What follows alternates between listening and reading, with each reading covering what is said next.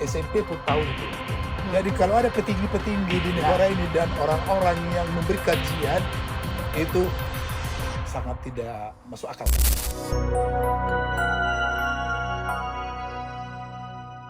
Selamat pagi, saat ini kita berada di Sekretariat Posko Sekretariat Bersama di Selangit. Di hadapan kita ada Bapak Leo sebagai Direktur Greenpeace, ada Pak Rocky sebagai Direktur KSPPM.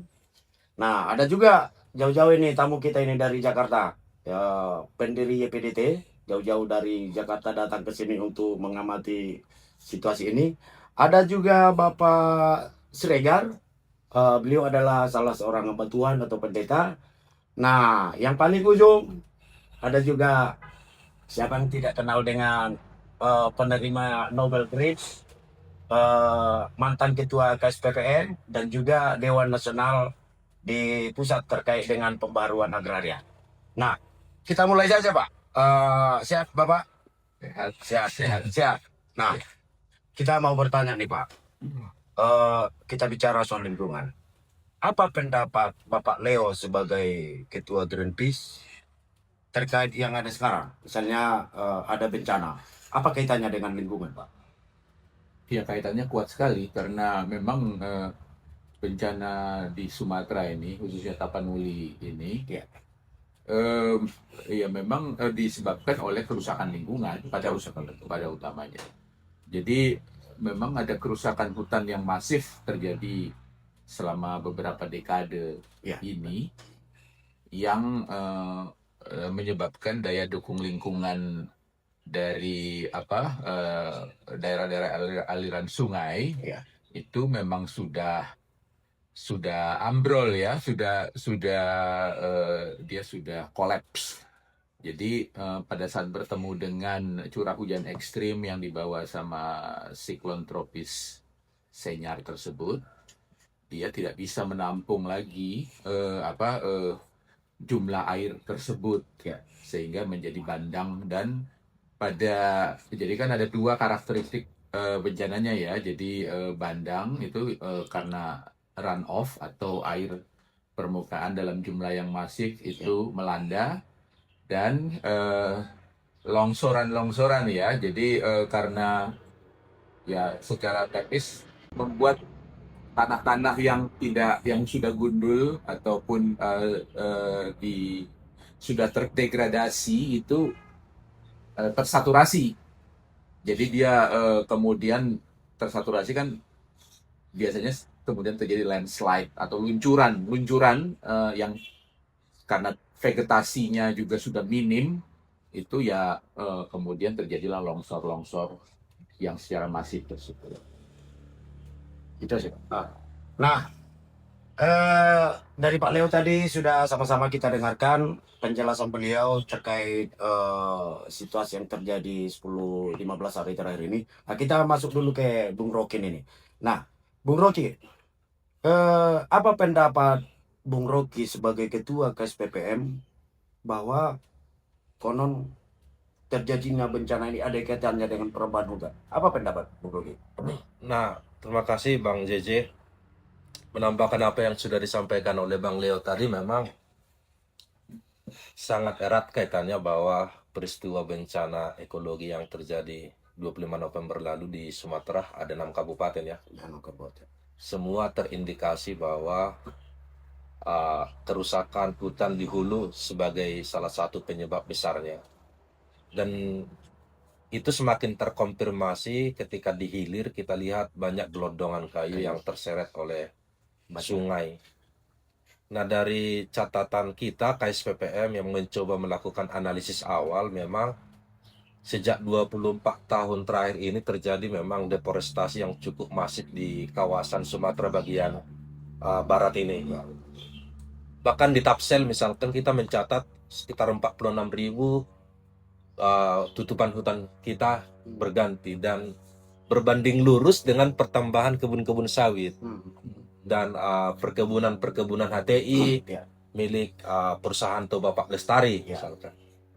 Nah, di Tapteng juga kita melakukan analisis awal sekitar 16.000 ada tutupan hutan juga yang berkurang. Jadi apa yang terjadi 25 November lalu adalah akumulasi kejahatan ekologi yang sudah terjadi.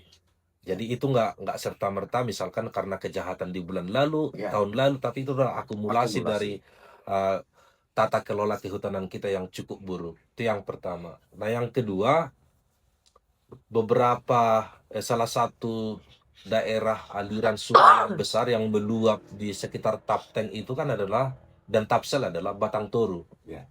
Nah, kita mencoba menelusuri dari mana hulu das Batang Toru ini, ternyata dari Tapanuli Utara. Ya, betul. Nah, tepatnya di salah satu kecamatan bernama Raja. Nah, kita kemudian menginvestigasi lebih dalam lagi, ternyata das daerah aliran sungai yang berada di Raja itu hampir seluruhnya sudah merupakan konsesi.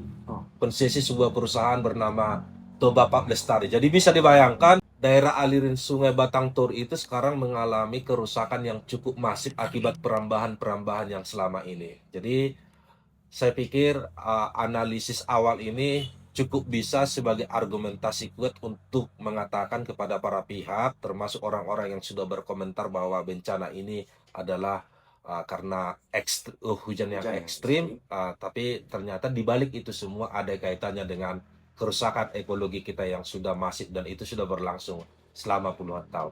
Itu pendapat awal saya, Bang Jejit. Oke, terima kasih. Kita akan coba tanya dulu Pak Marwab yang jauh-jauh datang dari Jakarta. Pak Marwab, Ya. kita mau tahu nih pendapat Bapak. Menurut Bapak bencana ini datang begitu masif di hampir di 6 kabupaten atau 3 provinsi. Apa pendapat Pak Marwab? YPDT sebenarnya kan sudah warning ini dari tahun 95. Tahun 95. 95. Makanya YPDT didirikan oleh tokoh-tokoh kawasan Danau Toba dari semua Puak, Toba, Karo, Mandailing, Akola, Simalungun, ya, bahkan Ya. ikut Melayu itu, Ya. ya, untuk apa? Meminta perhatian masyarakat nasional dan internasional karena kawasan ini sudah mulai sakit, ya, Danau Toba pun sudah mulai debitnya sungai-sungai sudah mulai menurun, kering dari 140-an hanya tinggal beberapa 20-an begitu. Itu udah ada indikasi. Jadi bukan cerita baru ini bagi PDT, ini 30 tahun yang lalu. Itulah makanya di masa Profesor Midian Sirait itu rekomendasikan untuk ini tutup TPL. Dan di samping perambahan hutan adalah dioksin, ya, pencemaran yang dihasilkan oleh Indorayon, PT Inti Indorayon pada saat itu. Dan itu setelah dikaji Labat Anderson, ya, bahwa tidak direkomendasikan, lalu YPDT memberikan laporan itu kepada Presiden B.J. Habibie. Ya. Lalu Presiden B.J. Habibie pada saat itu minta, ya, analisis ilmiahnya. Ya. Jadi kasih kajian ilmiahnya kepada saya. Kalau saya lihat memang sudah waktunya ditutup karena secara ilmiah bahwa TPL itu tidak tidak ramah lingkungan, saya akan tutup. Dan memang benar tahun 99 itu ditutup. Ya. Tapi pergolakan politik karena waktu itu B.J. Habibie itu tidak diterima pertanggungjawabannya soal Timur Timur, lalu digantikan oleh pemerintah berikutnya, dan pada pemerintahan berikutnya itu dibuka lagi dengan nama yang baru, Ya. PT Toba Pak Lestari. Jadi tepatnya 30 tahun, berarti 3 dekade. YPDT itu udah warning. Ya. Karena apa? Analisisnya YPDT itu kan di catchment area itu. Ya. Ya kan? Di kisaran Danau Toba itu di pinggirnya sana, itulah yang reservoir untuk air hujan itu kan. Ya. Jadi ini penampungnya dilepas lambat melalui das itu, daerah aliran sungai, itulah yang disampaikan oleh teman Rocky tadi. Ya, kalau yang namanya tangkapan airnya yang udah di sumber itunya, reservoirnya itu ditebangin, ya otomatis. Ya. Ketika misalnya hujan itu turun dengan curah yang Hujan. lebih tinggi, seperti yang dikatakan oleh Greenpeace tadi, ya kan? Karena tidak ada akar yang mengantarnya sampai ke bawah, dia akan langsung menjadi lumpur kan, dan lumpur itu akan langsung sliding kan, turun ke bawah. Jadi artinya apa, Marwah? Ya, Semakin berkurangnya kawasan hutan, ya, apalagi kita kaitkan dengan kehadiran perusahaan yang bergerak di ya. bidang yang menambah hutan, itu sangat berkaitan erat dengan bencana sekarang ini. Begitu maksud Bapak kan? SMP pun tahu itu. Ya. Jadi kalau ada petinggi-petinggi di negara ini dan orang-orang yang memberi kajian, itu sangat tidak masuk akal. Tidak masuk akal. Ya, kita semenjak SMP pun sudah dibilang menebang hutan akan Ya. menyebabkan erosi. Ya. Jadi erosi yang terjadi ini adalah mata pelajaran SMP. Ya. Ya, jadi kalau ada narasi-narasi yang dibangun seolah-olah ini adalah cuaca, emang cuaca tidak pernah dengan curah hujan yang tinggi. Emang baru kali ini. Iya. Ya, Dari dulu bukan nggak ada dari hujan, dulu gitu, Pak. pernah ada nggak seperti ini. Jadi kalau namanya bukan hanya kajian ilmiah, tapi juga empirisnya. Ini fakta yang kita lihat setiap hari. Ya. Kenapa misalnya aliran sungai pun makin sedikit? Ya. Karena dasnya itu udah nggak ada. Ya, Daerah reservoirnya, tangkapan air. sehingga dasnya itu emang tidak lagi mengantarkan air sampai ke Danau Toba. Itulah yang menyebabkan kita tujuannya PDT itu kan tahun 95 kita sampaikan. Tujuan di PDT paling tidak ada 5 itu, ya, menjaga kualitas air Danau Toba karena pencemaran oleh limbah domestik dan limbah korporat. Makanya IPDT gugat Aquafarm Nusantara dan JAPA. Ya, dalam perjalanan kita lihat, ya, kita gugat JAPA, kita menang sampai ke Mahkamah Agung, ganti nama lagi, jalan lagi. Ya, pemerintah persoalannya. Apakah pemerintah pro lingkungan hidup atau tidak? Apakah orang-orang Batak, tokoh orang Batak juga pro lingkungan hidup atau tidak? Apakah orang Batak masih percaya Tuhan menciptakan dunia untuk kebaikan manusia? Ini juga pertanyaan pada semua, bukan hanya gereja, tapi semua umat yang ada. Ya, jadi itu persoalan mendasar. Jadi ketika kita misalnya minta tutup TPR, bukan hanya soal kajian ilmiah, tapi empiris yang kita lihat sekitar kita. Jadi seperti yang saya bilang tadi, apakah ada dampak perambahan hutan terhadap banjir bandang? Kalau ada yang mengatakan tidak ada dampaknya, itu menyakiti bumi ini dan menyakiti masyarakat, menyakiti kemanusiaan. Ya, jadi jangan membangun narasi-narasi seolah-olah orang tidak sekolah. Ya, apa gunanya kita menuntut ilmu? Kita disuruh sekolah untuk mendapatkan pengetahuan yang dapat menganalisis dan memberi narasi yang benar. Kalau itu dilakukan dengan narasi yang salah, berarti ada kebohongan-kebohongan publik yang dilakukan oleh orang-orang, apalagi kalau dia pejabat pemerintah. Ya, kami ingatkan dari sini, pejabat-pejabat pemerintah yang membangun narasi-narasi yang tidak ilmiah, berarti tidak berpihak kepada keadilan, kebenaran, dan tidak berpihak juga kepada masyarakat. Itu pelestarian lingkungan, Pak. Termasuk pelestariannya. Itu dari IPDT. Oke, kita akan bertanya kepada Amang Pendeta Sregar. Pak Pendeta, saya pernah mengikuti seminar bahwa hamba Tuhan atau pendeta itu ada sebuah amanah yang menyatakan bahwa keutuhan ciptaan. Nah, apa pesan Bapak atau pendapat Bapak keutuhan ciptaan dengan perambahan hutan yang masif di khususnya di Tapanuli? Silakan, Amang Pendeta. Ya, baik, terima kasih. Bertahun-tahun juga suara-suara itu yang kami sebut dengan jeritan di Bona Pasogit ini kuat terdengar, tetapi banyak yang tidak mendengar. Dari persoalan yang terjadi bukan hanya karena baru-baru ini, gereja, lembaga-lembaga masyarakat, NGO, elemen-elemen masyarakat, mahasiswa, itu dari dulu terus menyuarakan, terus mendengar jeritan alam yang sudah luka, yang sudah sangat-sangat menderita. Termasuk juga warga jemaat. Nah, tanggal 7 Oktober 2025, mendengar jeritan dan juga mengkaji tadi, walaupun secara empiris dan juga sudah banyak kajian ilmiah sebenarnya, eh, gereja-gereja di Sumatera Utara meneruskan perjuangan, meneruskan jeritan, menyampaikan suara-suara ini, sehingga menjadi kekuatan dan kebersamaan, kesatuan, itu yang disebut dalam gerakan bersama, sekretariat bersama, gerakan oikumenis untuk keadilan ekologis di Sumatera Utara. Untuk melihat bahwa seluruh alam di Tapanuli Raya, di Sumatera Utara dan bahkan juga di tempat lain, memang ekosistemnya sudah terganggu. Manusia dalam tugas dan tanggung jawabnya sebagai mandataris yang ditugaskan Allah untuk merawat, lebih mengambil peran seperti pencipta, seperti kekuatan yang melampaui Allah sebagai pencipta.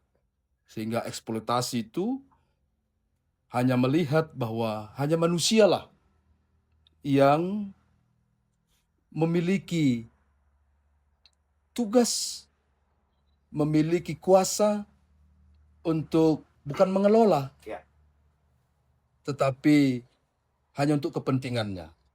Nah, inilah yang salah satu menjadi akar penyebab kenapa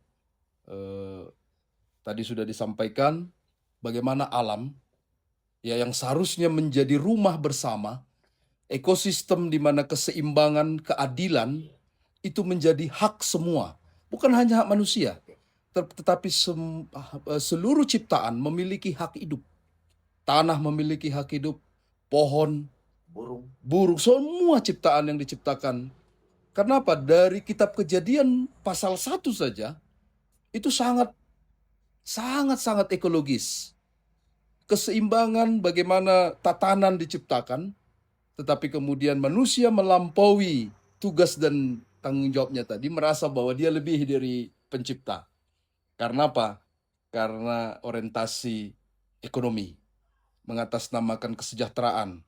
Nah, inilah yang dilihat dari gerakan bersama, sekretariat bersama gerakan ekologis ini, untuk keadilan ekologis ini, ya, secara ekonomi okomenis, di mana gereja-gereja di Sumatera Utara, ketuanya adalah Pastor Walden Stanggang dari Kapusin, dan saya sendiri sebagai sekretaris, dan Ibu Delima ini juga adalah sebagai bendaharanya.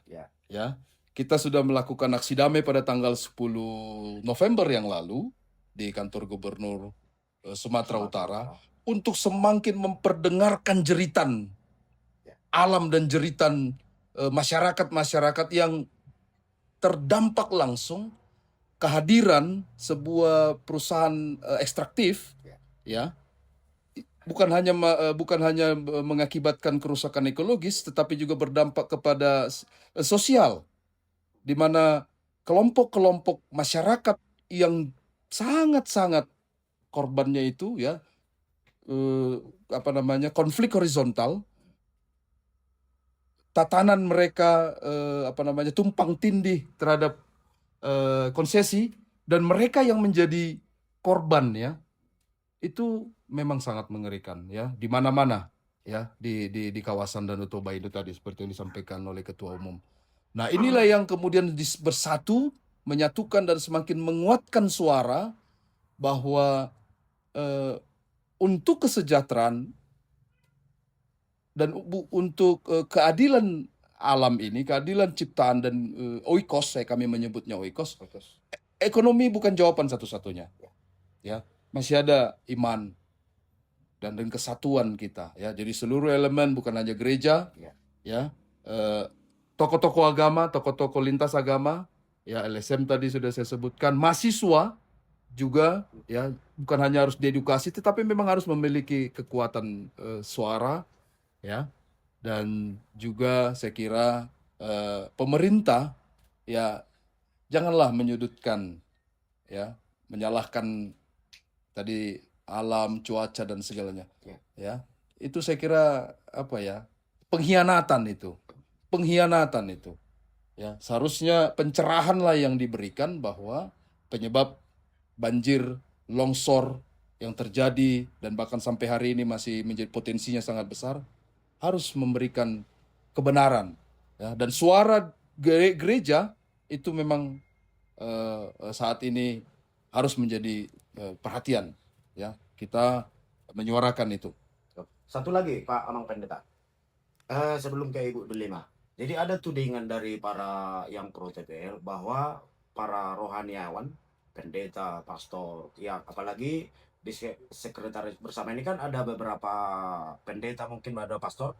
Nah, ada tudingan begini Pak, bahwa keberpihakan para pendeta ini atau pastor atau dari umat yang lain terjun untuk menyuarakan keutuhan ciptaan ini dituding sebagai bahwa para imam ini sudah melenceng dari tugas sebagai pendeta. Apa pendapat Amang Pendeta? Iya, ini juga harus kita nyatakan kebenaran bahwa pemberitaan firman, khotbah itu tidak dibatasi di dalam ruang gedung gereja itu sendiri, Ya, dari podium. dari podium. Suara kebenaran menyatakan seluruh ciptaan itu harus memang berada di dalam atau berada di luar, bukan hanya di dalam, tetapi di luar gedung-gedung gereja. Jadi kita tidak bisa membatasi. Kalau selama ini tugas pendeta, pastor, rohaniawan seolah-olah dianggap hanya ada di gedung-gedung dan di atas mimbar, ya. Itu sama juga dengan menyatakan bahwa Allah menyatakan seluruh firman-Nya itu kan atas ciptaannya.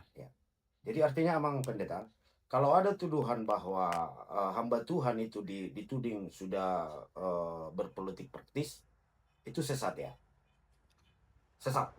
Atau berdosakah mereka? Bukan hanya sesat. Bukan hanya Dia sesat. tidak paham apa itu arti firman yang sebenarnya. Dia tidak paham apa arti berita keselamatan yang harus diberitakan kepada seluruh makhluk. Bukan hanya di gereja. Bukan hanya di dalam gedung-gedung gereja. Dan bahkan memang kami sendiri, para rohaniawan, para tokoh-tokoh agama yang memberitakan firman, ya, juga harus mengkoreksi, merefleksikan diri. Jangan hanya ada di mimbar. Berita keluar. Karena gereja itu kan keluar. Ya. Memberitakan itu harus keluar. Keluar dari tempat, ya, status quo-nya. Ya, dia tidak bisa hanya untuk dirinya, tetapi harus kepada semua. Jadi bukan hanya sekedar penyesatan, ya, tetapi dia memang juga harus belajar. Jangan-jangan dia tidak pernah mendengar firman itu.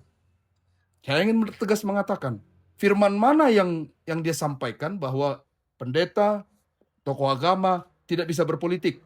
Dasar firman mana? Dasar Alkitab mana? Coba, mari kita perdebatkan itu, atau mari kita tanyakan dia. Jangan-jangan mereka itu yang tidak pernah mendengar kebenaran firman Tuhan. Jadi seperti yang dibilang Opo Eborus, pesannya adalah bertobatlah. Itu Amang ya? Pertobatan ekologis. Pertobatan ekologis. Oke. Kita mau dengar nih pendapat Ibu Delima sebagai mantan Direktur SPPM, pegiat lingkungan. Nah, apa pendapat atau mungkin ada pesan Ibu Delima terhadap kejadian yang terjadi yang kita alami dalam 2 minggu terakhir bencana alam? Silakan Ibu. Ya, tadi udah dijelaskan banyak ya, mulai dari Bang Leo, Rocky, Bang Marwa, Bang Robin. Jadi sebenarnya kita sekarang ini alam sedang melakukan perlawanan terhadap kita. Menegur. Perlawanan.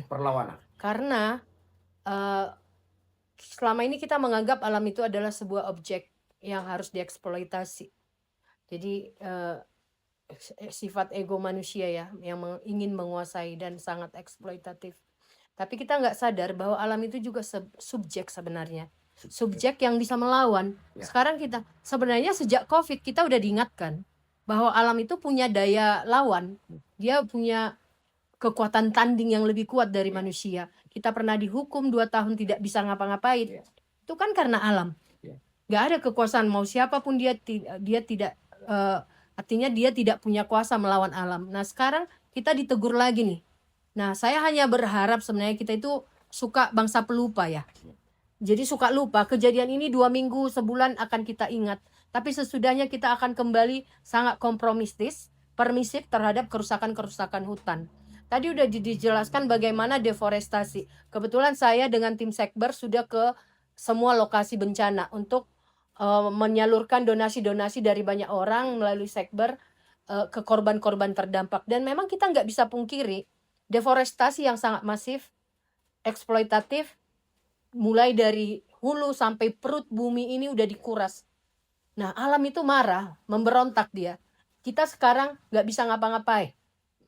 Nah, tadi Rocky juga udah jelaskan bagaimana si Dempuan Tapteng itu terpengaruh dengan hulunya di Taput. Tidak hanya Taput, tapi juga Humbangasundutan. Ya. Karena bencana juga ada di Onan Ganjang, di Pakat, dan sebagainya. Menelan korban jiwa. Dan itu turun ke setiap hujan di Tapanuli Utara atau Humbangasundutan.